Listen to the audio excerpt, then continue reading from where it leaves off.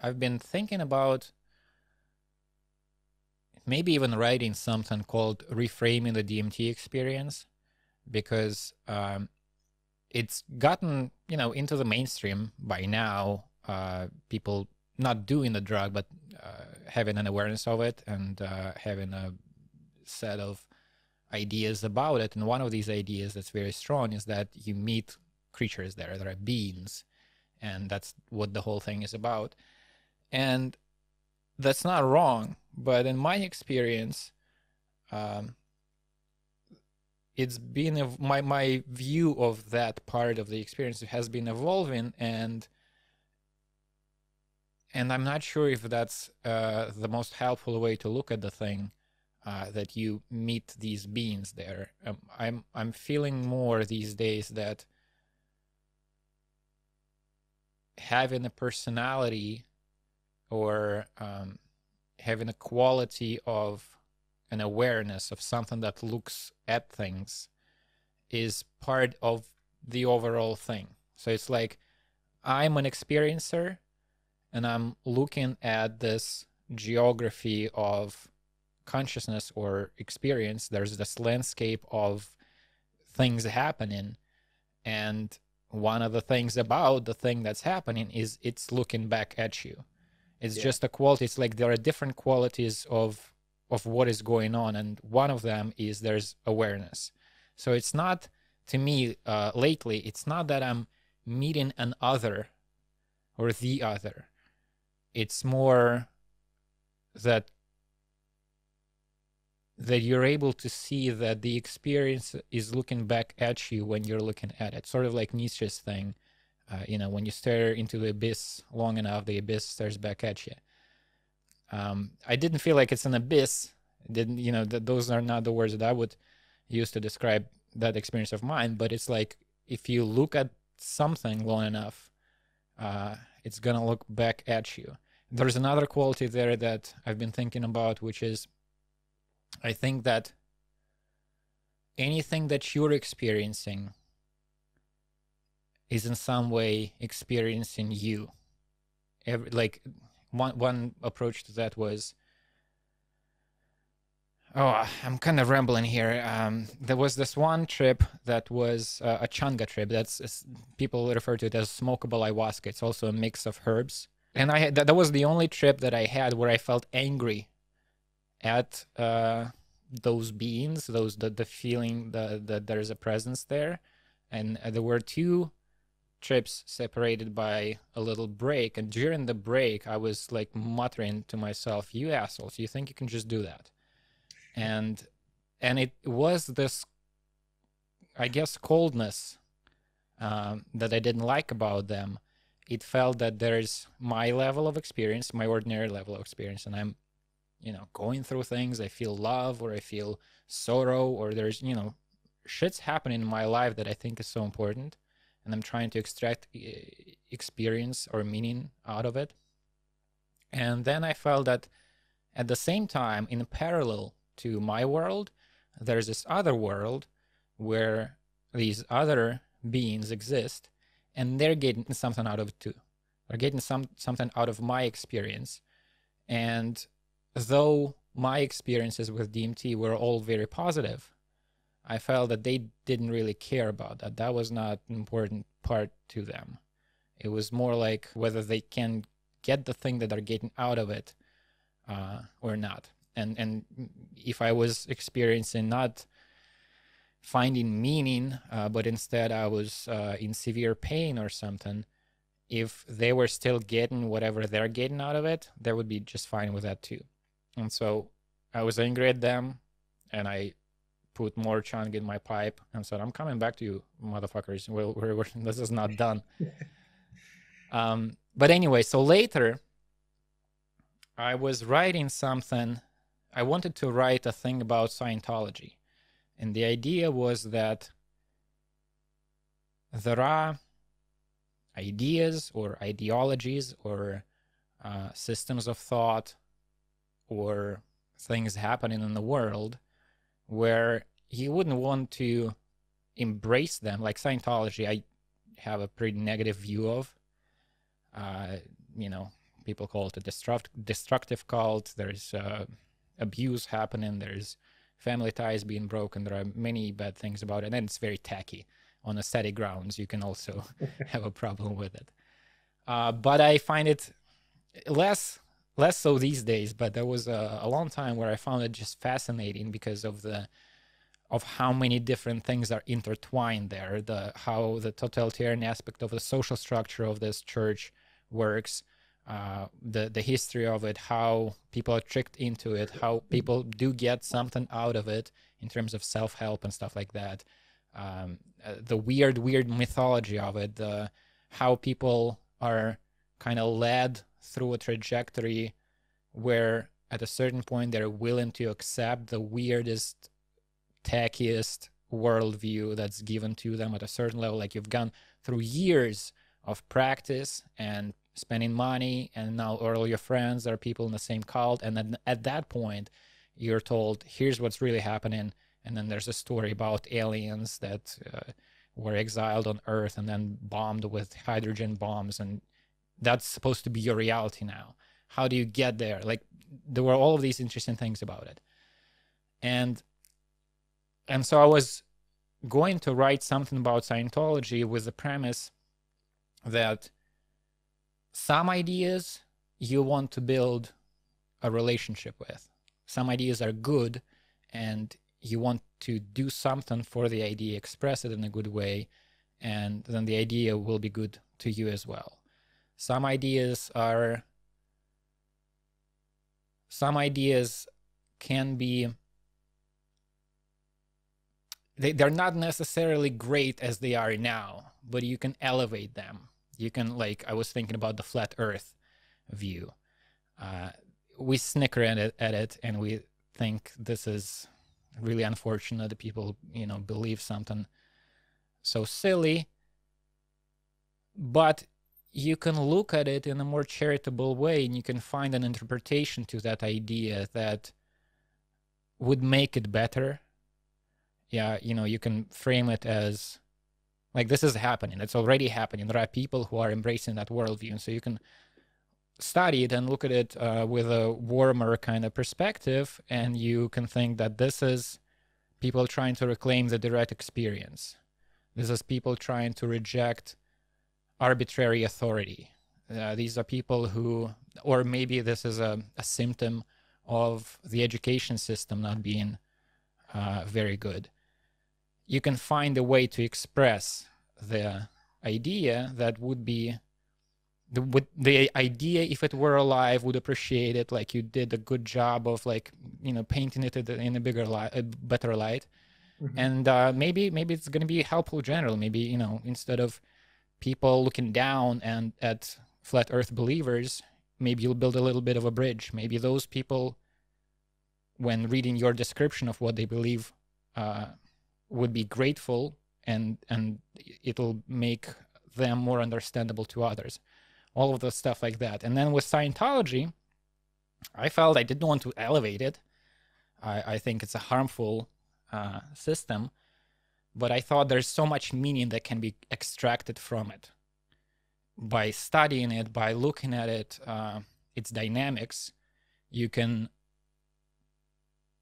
find something out about the patterns of human psyche, about how control works, about how lying and invention of realities for your own sake works.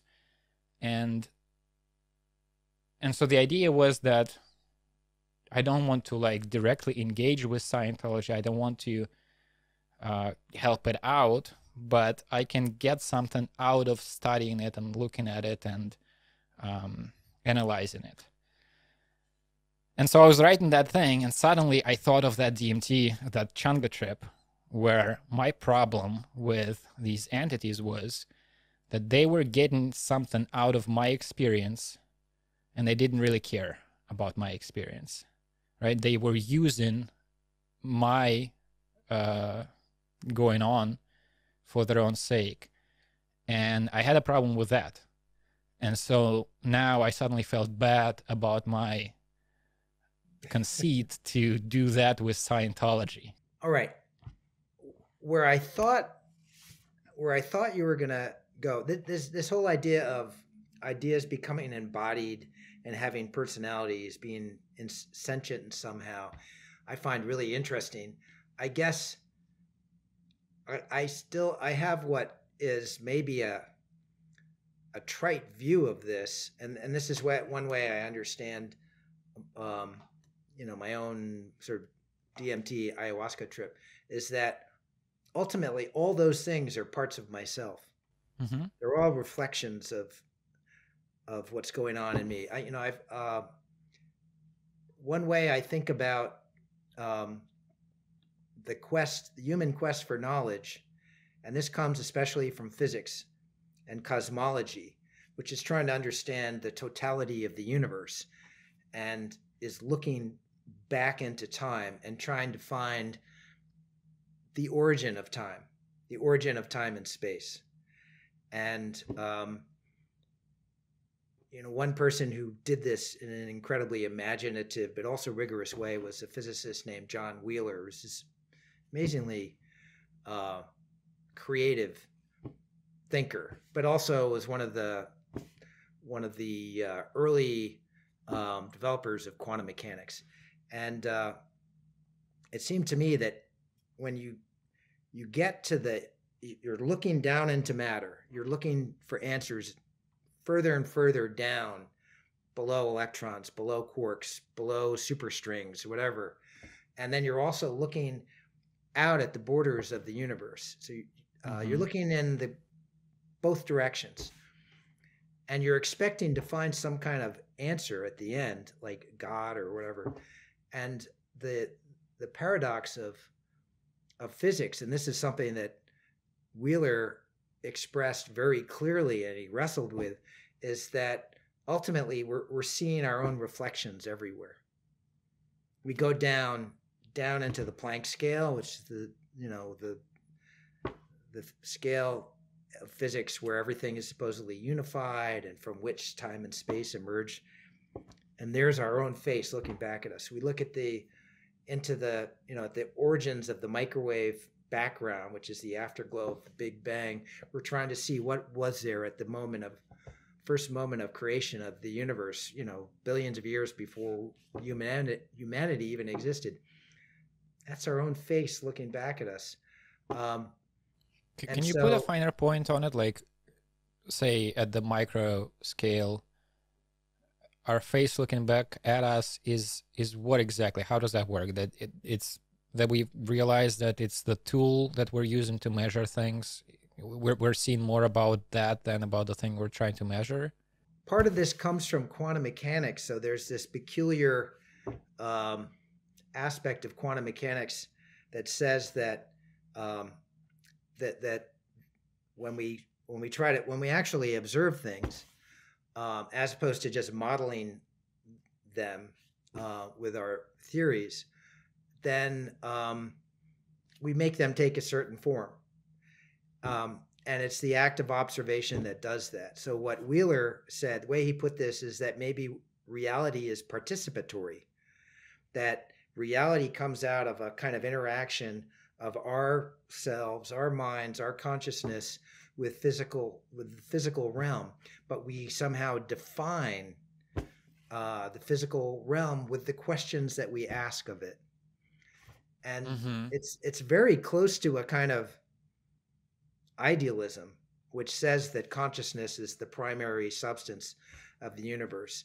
And what's upsetting about that for a lot of people, and for me when I first sort of figured out what Wheeler was really saying, and I think it was upsetting to Wheeler too, is that it suggests that, we spend all this effort looking for something, and I think a lot of it is looking for God or for some ultimate order, and we keep coming back to ourselves. And that is, maybe that's profound, but it's also kind of deflating. And so all the ideas that you're describing that are alien and that I've encountered that seem like totally foreign to me are just expressions of my own self. That's all that there is. There's this scene in the second Star Wars film. It's really iconic. scene where Luke is Luke Skywalker. He's being trained by Yoda, and he goes into some cave, and he's going to face his greatest fear. And there in the cave is Darth Vader, who's kind of ghostly. And Darth Vader comes out with his lightsaber, and Luke is fighting him with his lightsaber. And then Luke finally kills him and takes Darth Vader's mask off, and it's Luke. It's very hokey, but it's also really powerful. And to me, it expresses this idea that all the monsters out there, all these other things out there that we encounter in our trips to the beyond through science or through mysticism, it's all reflections of our own selves. And in a way that is terribly disappointing. But in another way, it's sort of comforting and profound, I guess. That is what I was trying to get to, I think. I think about it a little less in terms of, what should we call it, personalities. Like there's me and there's the other thing. And I'm thinking more in terms of the experience. But it's like, if I am, how do I put it? Like if there's a fight happening, then both members of the fight are doing the fighting, right? It's kind of like somebody sent me an image. I've never read what's it called, Be Here Now by Ram Dass, but somebody sent me a scan of a page from there, and it said something like, cops and the hippies create one another. If there's a dichotomy, if there's a subject and an object, they are connected by the experience of the subject, like witnessing the object, for example. But really what's happening is the witnessing, is the relationship between the two things more than the actual two things. So my story about Scientology was, I felt that I shouldn't be trying to do that thing of just extracting meaning coldly out of something happening, because I didn't like it when that was happening with me in the DMT trip. And then what was happening, one way of looking at what was happening in that DMT trip is I was doing the drug in order to learn something, to observe. And so what I was witnessing is not like an evil foreign entity that was trying to get something out of my experience. It was what was happening. Like I was doing the drug in order to observe the effects and study something. And so what I was seeing was the visual representation of this process that I myself was engaged in, which it was this like trying to extract meaning out of experience in a detached kind of way. Yeah. And then I guess another part of that experience was me saying, fuck you, that's not right. I don't like that. And so there's this like adjusting of your own approach, of your own method. But like one adjustment like that I've been witnessing in myself is like that example with Scientology was, I don't want to put anything down, you know, like even the things that I see as really problematic, I don't want to look down on them and snicker at them and say, well, this is an evil person. I want to understand what is happening in a more compassionate way.